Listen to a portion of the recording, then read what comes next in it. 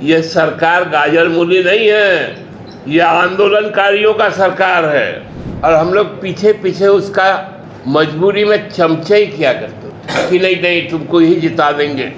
तो बाबूलाल जी आजकल इसी तरह का हठ धर्म पे आ गए। कक्ष खाली है, उनके लिए जो वाहन अंकित है वो रोज गंदा हो रहा है, उनके सचिवालय में कोई कामकाज नहीं हो रहा है और वो व्यक्ति हम लोगों को राज्यपाल को अनुरोध कर रहा है कि चाचा यह राष्ट्रपति शासन लगा दीजिए।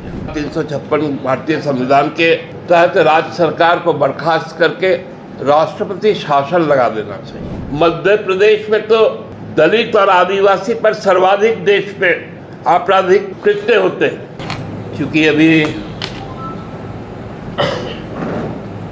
काफ़ी हलचल राष्ट्रीय स्तर पर राजनीतिक परिस्थिति को लेकर है। 5 राज्यों के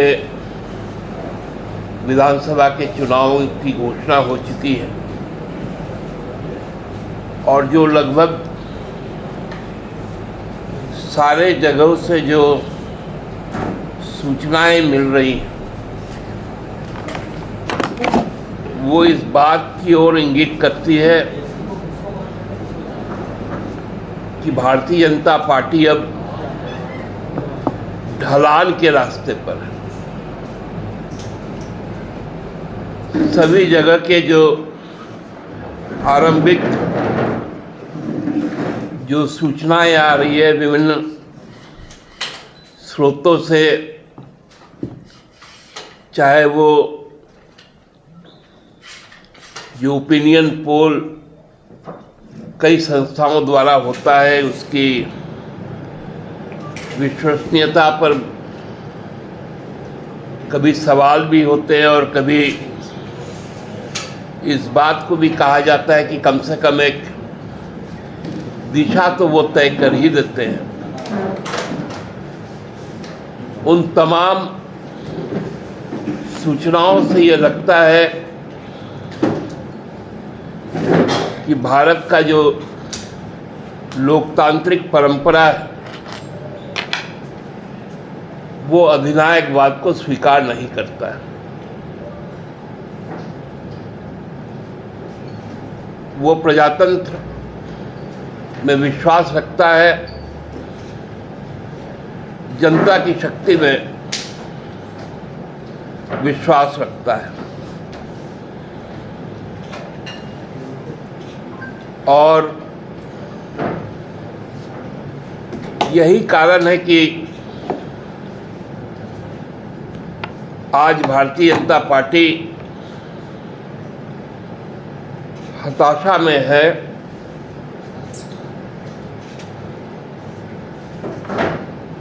और अपने आप को एक पराजित शक्ति मानकर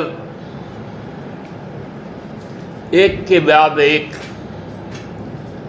हताशा से भरी कार्रवाई कर रहा है। आपने देखा होगा कि भारतीय जनता पार्टी के जो झारखंड प्रदेश के अध्यक्ष हैं उन्होंने कल महामहिम राज्यपाल महोदय को एक पत्र लिखा है। पत्र में उन्होंने कहा है कि मेरे सूत्रों से मुझे मालूम चला। अब उनके ये सूत्र कौन है, सूत्रधार कौन है, इसकी व्याख्या तो कहीं नहीं है लेकिन उनको मालूम चल गया कि राज्य में जो सिस्टम है, सिस्टम क्या है ये भी उनको नहीं मालूम, लेकिन सिस्टम कोलैप्स कर गया है और यहाँ तत्काल 356 के तहत, धारा 356 भारतीय संविधान के तहत राज्य सरकार को बर्खास्त करके राष्ट्रपति शासन लगा देना चाहिए। बाबूलाल जी को हमको लगता है कि मेरी उम्र तो लगभग 54 साल की है, 53 क्रॉस कर चुका हूँ, 54 में चल रहा हूँ। मुझे लगता है कि हमसे ज़रूर उम्र में कुछ बड़े होंगे, क्योंकि राज्य के प्रथम मुख्यमंत्री भी रहे हैं, तो उनको कुछ जानकारियाँ भी जरूर होंगी।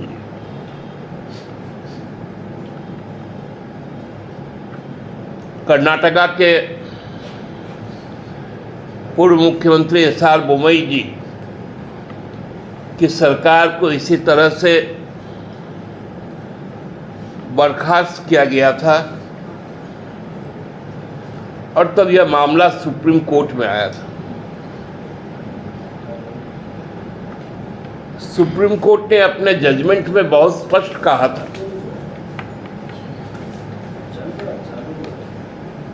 कि सरकार के बहुमत में रहते हुए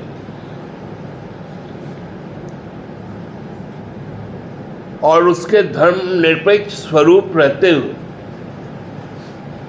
उसको किसी भी तरह से अपदस्थ नहीं किया जा सकता। इसके पहले भी केशवानंद भारती केस का दृष्टांत है हम लोगों के पास।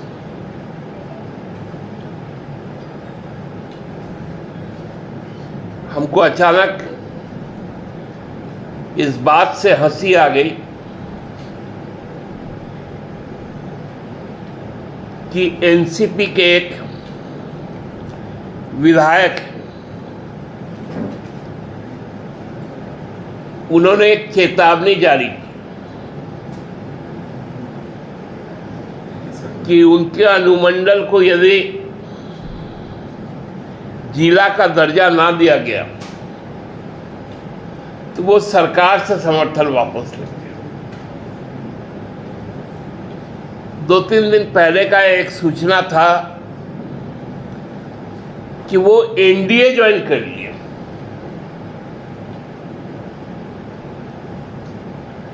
और इसी जो सूत्र है बाबूलाल जी में उत्साह पैदा कर दिया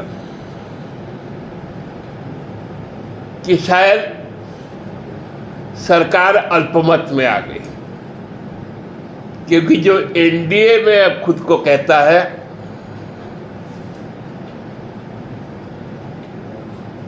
वो इंडिया की सरकार को से वापस समर्थन दे रहा है, तो शायद सरकार अल्पमत में आ गई।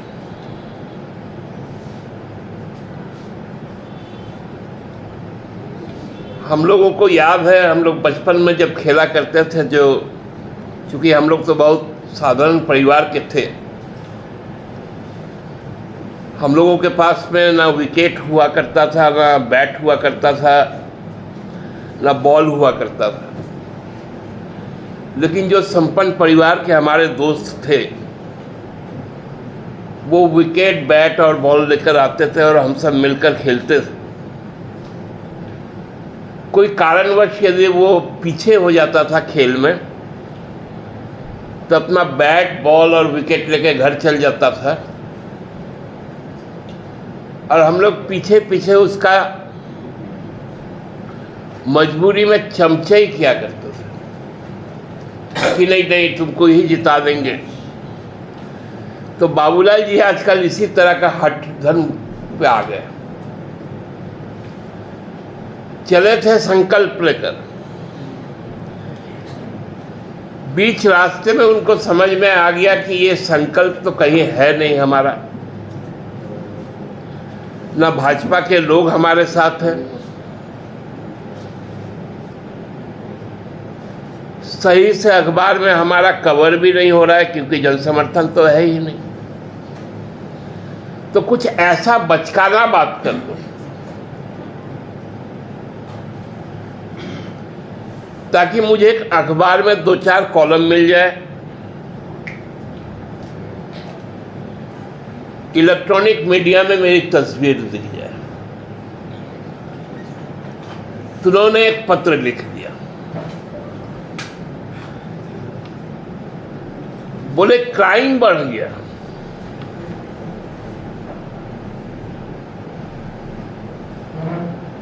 जिस दिन पत्र लिख रहे थे उसके ठीक एक दिन पहले माननीय मुख्यमंत्री केंद्रीय गृह मंत्री के साथ में कानून व्यवस्था को लेकर समीक्षा बैठक में उपस्थित थे। उनको यह बताया गया कि इस राज्य सरकार में आने के बाद जो संगठित अपराध है, जिनको नक्सलवाद का नाम दिया जाता है, उस पर कैसे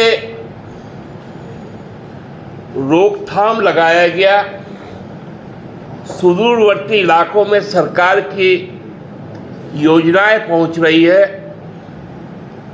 संवाद स्थापित हो रहा है। बूढ़ा पहाड़, जहां 75 साल में कोई सरकारी एजेंसी नहीं पहुंची थी, जो पूरी तरह से एक आइसोलेटेड आइलैंड बना हुआ था,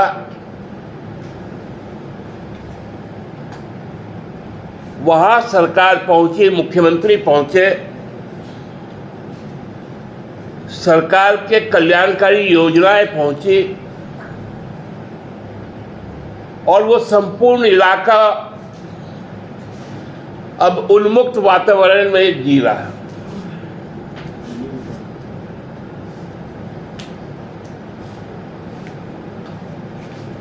मैं तो ये नहीं कहता कि नक्सलवाद पर पूर्ण विराम लगा, वो तो भारतीय जनता पार्टी के लोग कहते थे। जब लातेहार में मुठभेड़ हुआ, हमारे आर्म्ड फोर्सेस पर हमला हुआ,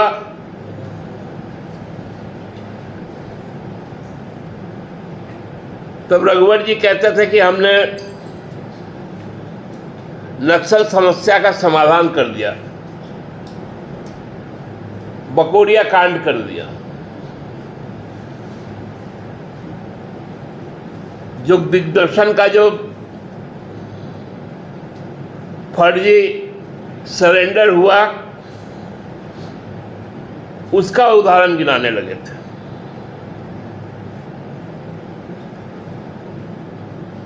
उत्तर प्रदेश में प्रतिदिन औसत निकाला जाए, क्योंकि प्रदेश भी बड़ा है, क्षेत्रफल भी बड़ा है, हर आधे घंटे में,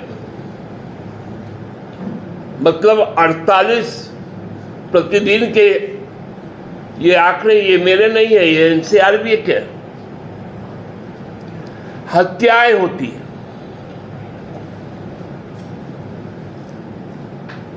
तीस से ज्यादा बलात्कारें होती हैं। मध्य प्रदेश में तो दलित और आदिवासी पर सर्वाधिक देश में आपराधिक कृत्य होते हैं। उनको ये राज्य याद नहीं है।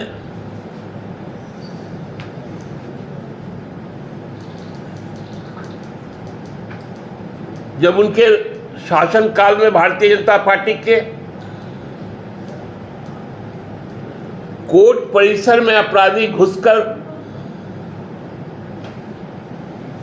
हत्याएं करते थे, वो बाबूलाल जी भूल गए। उनके स्रोत क्या सूत्र, उनको ये सब जानकारी देना भूल गए।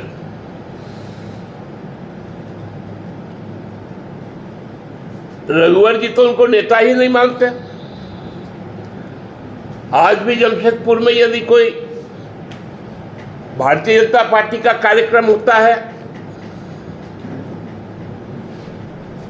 तो पोस्टर से बाबूलाल जी हटा दिए जाते हैं। ये तमाम हताशाएं उनको एक हल्का आदमी बना दे रहा है। जो प्रदेश अध्यक्ष बन गए, लेकिन प्रदेश पदाधिकारियों की नियुक्ति नहीं कर पाए। ये पहला प्रदेश है भारतीय जनता पार्टी का जो 4 साल के बाद भी अपना विधायक दल का नेता नहीं बना पाया। कायदे से तो यहां पर भारतीय जनता पार्टी पर राष्ट्रपति शासन लागू हो जाना चाहिए कि तुमने संसदीय परंपराएं समाप्त कर दी।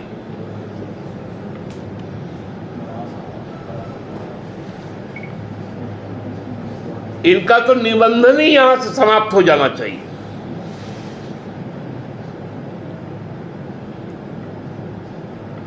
जो सरकार को ये नहीं बता पा रही है कि जो जरूरी जो संवैधानिक संस्थाएं हैं जहां पर विपक्ष का नेता का एक स्थान है वो तय नहीं कर पा रही है। विधानसभा ने अपने स्तर पर कई बार आग्रह किया है कि आप अपने प्रतिनिधि को नियुक्त करें। सरकार ने आग्रह किया कि हम संवैधानिक संस्थाओं का गठन नहीं कर पा रहे आपके कारण, आपके विफलता के कारण, कि आप अपना प्रतिनिधि नहीं चुन पा रहे।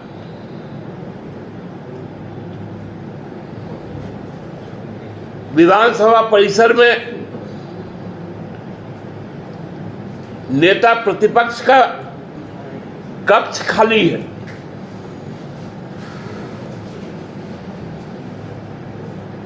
उनके लिए जो वाहन अंकित है वो रोज गंदा हो रहा है।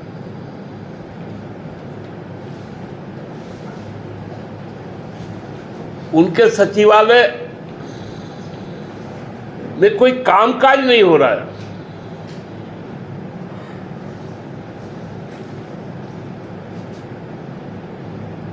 और वो व्यक्ति हम लोगों को, राज्यपाल को अनुरोध कर रहा है कि चाचा यह राष्ट्रपति शासन लगा दीजिए।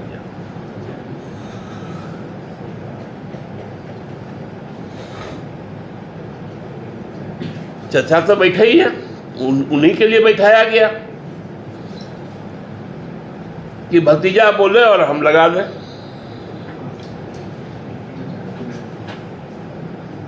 ये सरकार गाजर मूली नहीं है, ये आंदोलनकारियों का सरकार है। बांग्ला में एक कहावत है, हाथी घोड़ा गैलो तल भेड़ा है बोले कत जो।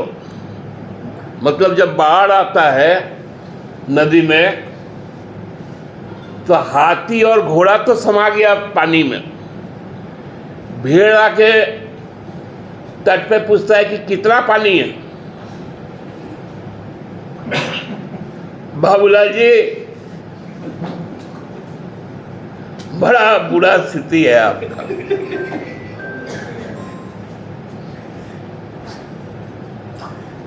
देश की सभी जांच एजेंसियां लग गई, हाथी घोड़ा सब आ गया। अब आप पूछ रहे कितना पानी है। ऐसा प्रहसन मत कीजिए। लोकतंत्र मर्यादा से चलता है, संविधान से चलता है। आपके इस तरह के राजनीतिक नौटंकी से नहीं चलता।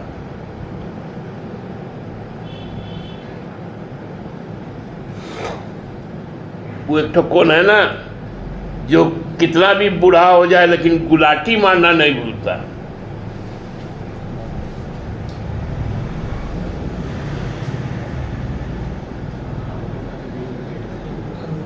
तो जहाँ जन्म हुआ था छोड़ के वनवास के लिए 14 साल गए थे, लेकिन जैसे ही वापस आए तो काहे को भूल जाए कि संस्कार मेरा क्या है।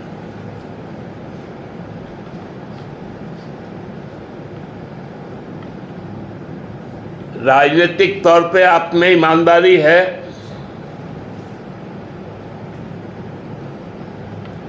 तो आप संघर्ष के रास्ते पे आए, हमसे राजनीतिक मुद्दों पर चर्चा करें, सवाल करें।